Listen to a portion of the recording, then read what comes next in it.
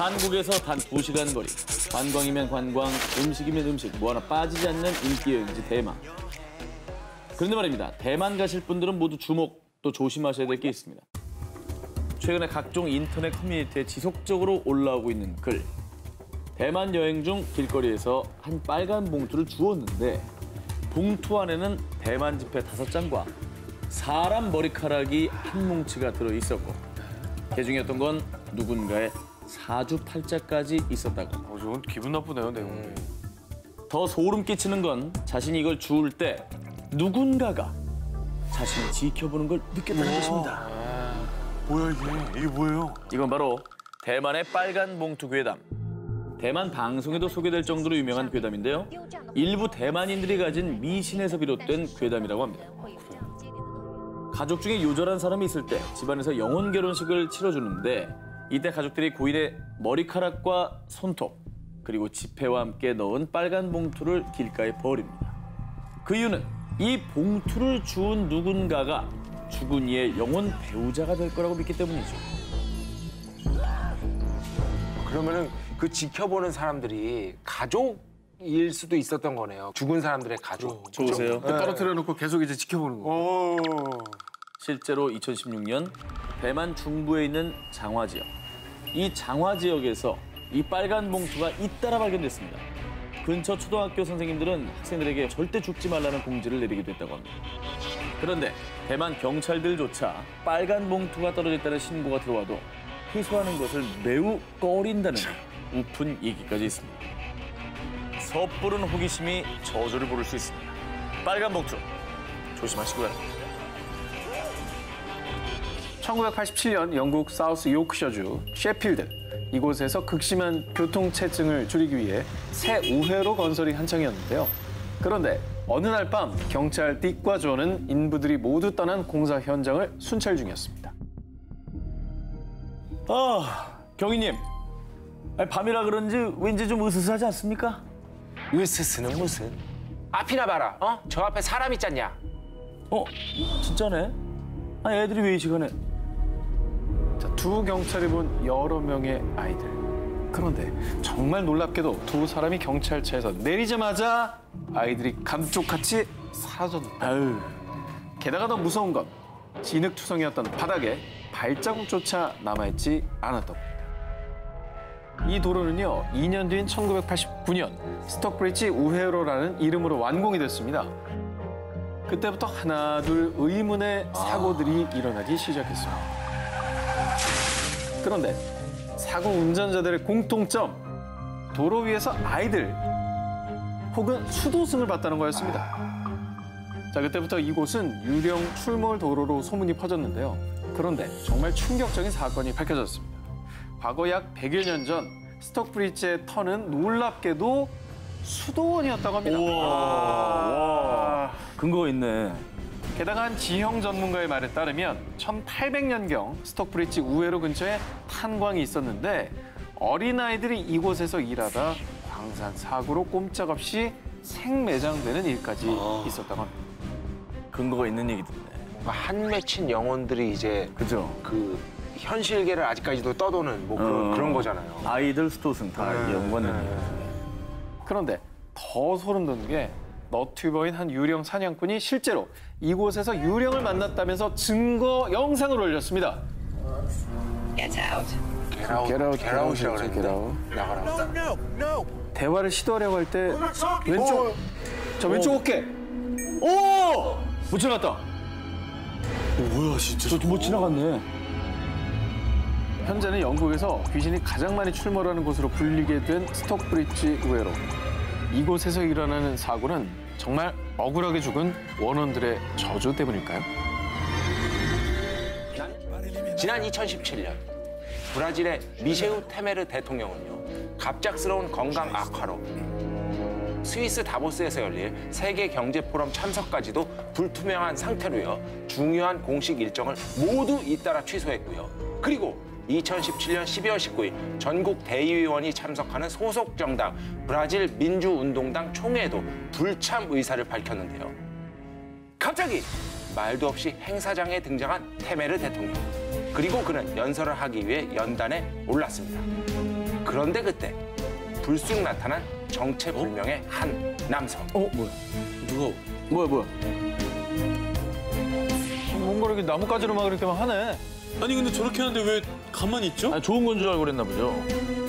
연단에 갑자기 툭 튀어나온 이 남자는 종교인 우제다로요. 그가 갑자기 이런 돌발 행동을 한 이유가 있습니다. 테메르 대통령은 지금 부두교의 저주를 받았어요. 이 저주를 풀지 않으면 목숨이 위태로워져요. 자, 그렇다면 누가 대통령에게 이런 저주를 걸었나? 우제다의 말에 따르면요. 브라질 민주운동당과 함께 대표 정당으로 꼽히는 노동자당에서 저주를 내렸으며 우제다는 대통령궁에서 부두교에서 쓰는 저주 인형을 발견하기도 했다고 밝혔습니다. 그래서 테메르 대통령에게 들린 저주를 풀고 다시 축복을 내려주기 위해 이 의식을 강행했다는 거죠. 근데 정말 대통령이 몰랐던 건가요? 그 경호원들이 가만히 있었다는 게 좀 이해가 안 나요. 그런데 이게 사진을 보면 우제다가 손님 명찰을 하고 있는데요. 그러네. 네. 그리고 이 사건 이후 한 인터뷰에서요. 자신은 영부인과 여당의 초대를 받았다고 얘기했는데요. 근데 하지만 대통령 측은 자신들은 전혀 모르는 일이라고 밝혔습니다. 야 뭐야? 자, 그런데 정말 놀라운 일이 있습니다. 당시 네. 저주를 푸는 의식을 한 뒤에 테메르 대통령은 건강을 회복했다며 아침 산책을 즐기는 모습까지 포착이 됐고요. 어머. 건강 때문에 모두 취소했던 세계 공식 일정까지 참석을 했다고 합니다. 노트에 이름이 적히면 그 사람이 죽는다는 저주의 데스노트. 만화나 영화로 나와서 다들 잘 아시죠? 자, 그런데 말이죠. 일본의 데스노트의 현실판으로 불리는 데스블로그가 있다고 합니다. 이름이 진짜 있다고? 데스블로그? 데스블로그의 주인은 바로 일본 배우 히가시하라 아키. 2012년 12월엔 자신의 블로그에 A사 비행기 프라모델을 가지고 노는 아들의 사진을 업로드했는데요. 그런데 한 달 뒤 A 여객기가 기체 결함으로 비상 착륙하는 사고가 발생했습니다. 자, 이렇게 비행기 사고가 일어나 버린 겁니다. 한 언론사에서는 A 여객기의 사고를 알고 있었던 그녀라고 대서특필하기까지 했다고 하네요. 진짜? 근데 저거 우연히 있지 않을까요? 저주가 시작된 건 2007년도입니다. 히가시하라 아키가 방송인으로 데뷔, 한 경마 프로그램 진행을 맡으면서부터였는데요. 아무리 경마 전문가들이 1위로 예상을 하던 말이라도 그녀가 선택을 하면 참패, 그리고 또 참패. 자, 게다가 그녀가 1위로 지목한 한 경주마는 무려 3번이나 아이고. 골절 사고를 겪었다고 합니다. 저분은 본인이 무섭지 않을까? 아니 그러니까 뭘 쓰기가 되게 무서울 것 같아요. 그럼 무슨 생각이 나면 얼마나 불안하겠어. 자, 그런데요. 그녀의 이 불행한 기운은 사랑의 기운까지도 막을 수 없었나 또 봅니다. 있어? 자, 그녀의 남편은 세계 선수권 대회에서 3회 우승을 기록한 일본의 유도 영웅 이노우에 코세입니다. 그런데 2003년 그녀와 교제를 시작한 지 1년 만에 참패. 그리고 2008년에 결혼한 뒤엔 베이징 세계 스포츠 대회에서도 별다른 성적을 거두지 못하고 결국 쓸쓸하게 은퇴를 하고 말았다고 합니다. 참패 아니면 은퇴네요, 그죠? 자, 그런데 이런 무성한 논란들 속에서 정작 데스블로거 히가시하라 아키는요. 전 블로그 이웃들이 늘어나서 참 좋아요. 라며 정말 강철과도 같은 멘탈을 인증했다고 합니다. 야, 긍정왕이다. 1959년 1월 28일 러시아. 같은 대학교 동문인 선후배 10명은 우랄 산맥으로 스키 트레킹을 떠났습니다. 그런데 이 중에 한 명이었던 유리 유디는 갑자기 컨디션이 좋지 않아 베이스 캠프에 남게 됩니다. 등반 5일째가 되던 날엔 예상치 못한 폭설이 내렸지만요.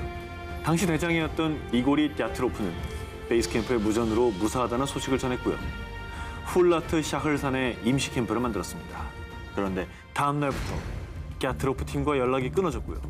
그들을 찾기 위해 수일 동안 수색하던 중 임시 캠프에서 약 1.5km 떨어진 지점에서 5명의 시신이 발견됐는데요. 시신을 본 사람들 모두 경악을 금치 못했습니다. 그 이유는 발견된 시신의 상태 때문이었죠. 이들 중 2명은 영하 30도까지 떨어지는 산속에서 달랑 속옷만 입은 채로 발견됐다는 겁니다. 웬일이야? 그리고 조금 떨어진 계곡에서 발견된 한 명은 두개골 골절, 또 한 명은 가슴뼈와 갈비뼈가 완전히 으스러졌고요. 나머지 한 명은 소름 끼치게도 혀가 아주 반듯하게 잘린 채로 발견됐다고 합니다. 뭔 일이야? 그리고 가장 이상했던 건 9구의 시신 모두 피부가 주황색으로 착색되고 머리카락이 하얗게 센 모습을 하고 있었다는 겁니다. 상식선에선 다소 이해가 가지 않는 시신의 모습을 두고 미스터리한 가설들도 나왔는데 그 첫 번째는요. 러시아군의 비밀기지설입니다. 갸트로프 팀원 중 일부 옷에서 높은 수치의 방사선 양이 검출된 점을 미루어 보아 핵실험이나 비밀 실험의 희생양이라는 설이었고요. 두 번째는 UFO설로요. 갸트로프 팀원들이 의문의 사망을 하고 난 몇 달 뒤 사고 인접 지역에서 둥근 원형의 발광 물체가 하늘을 나는 것이 보인다는 내용의 기록이 나왔다는 겁니다. 이게 외계인의 소행이라는 거죠. 그렇죠.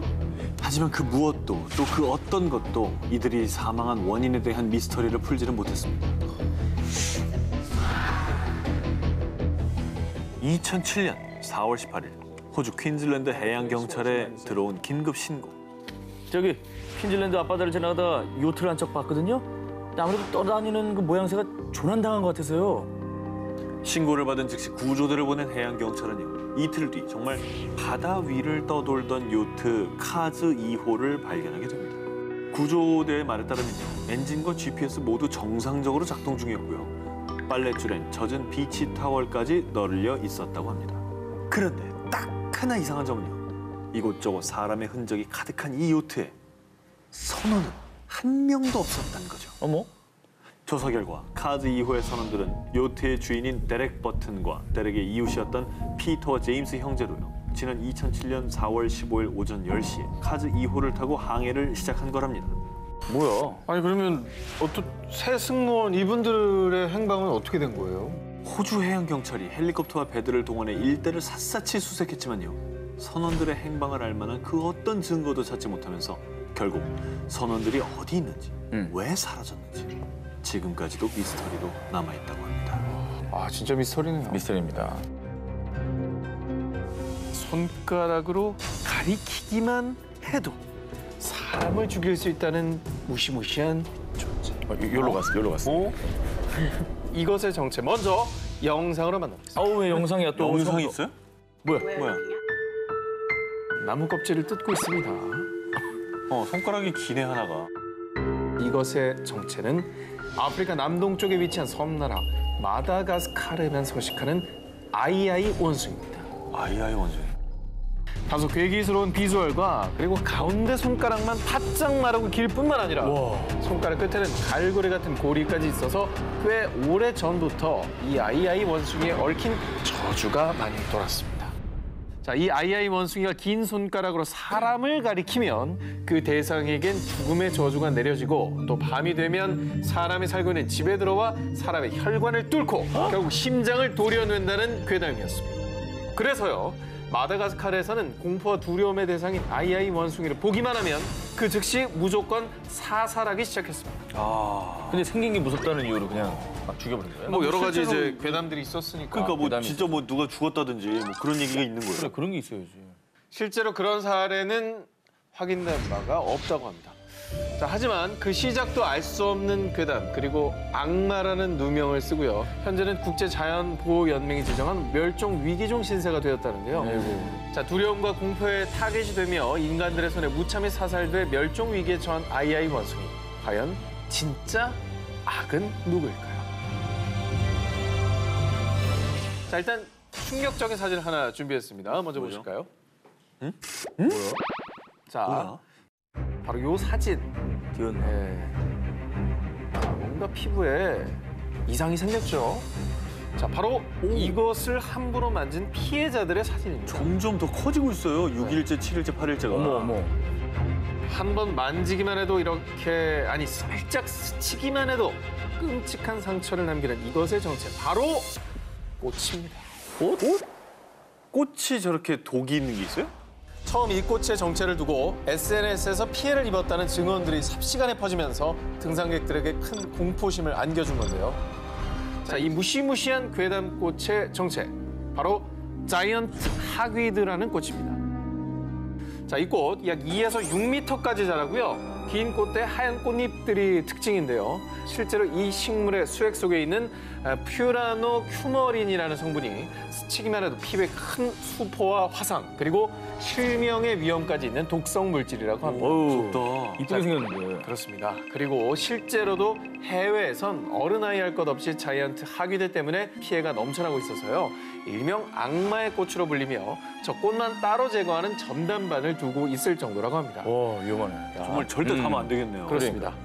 자, 그리고 이런 무시무시한 괴담은 한국까지 건너와 걷잡을 수 없는 두려움을 퍼뜨린 겁니다. 실제로 국립수목원에 어디에서 자이언트 하귀들을 봤다, 확인해 주셔라 하는 문의가 잇따랐다고 합니다.